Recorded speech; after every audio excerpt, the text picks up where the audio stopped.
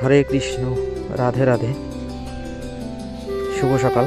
তো আজকে আমি সকালের দিকেই উঠছি। মূলত সকালের আবহাওয়াটা আমি প্রতিদিনই চেষ্টা করি সকালে ওঠার জন্য, তো হয় মাঝে মধ্যে দেরি হয়ে যায়।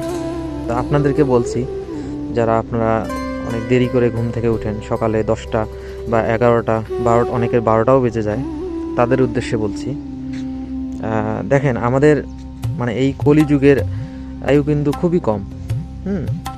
তো আমরা যদি ধরতে যাই, তাহলে এই কলিযুগের আয়ু আপনি বাঁচবেন টোটাল ধরতে গেলে 50 বছর, 50 কি 60 এর মধ্যেই।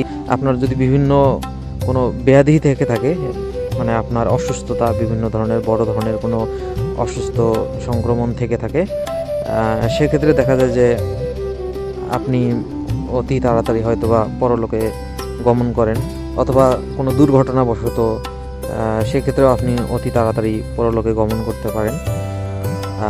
আর মূলত মোটামুটি এই কলিযুগের যে আমাদের সৃষ্টিকর্তার যে নির্ধারিত একটা সময়, সেটা কিন্তু 50 থেকে 60 বছরের মধ্যেই।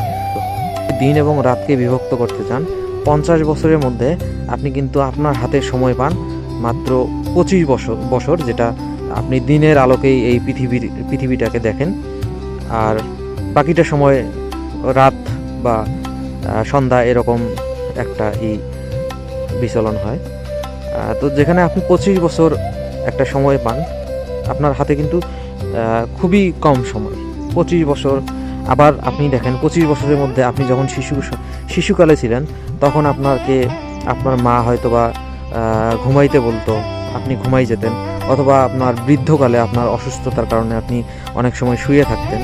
তো এগুলি কারণে হচ্ছে আপনার হাত থেকে যদি আরও 5টা বছর আমরা নিয়ে নিই, অর্থাৎ আপনি টোটাল এই পৃথিবীর মানে সমস্ত কিছু উপভোগ করতে পারেন মাত্র 20টি বছর।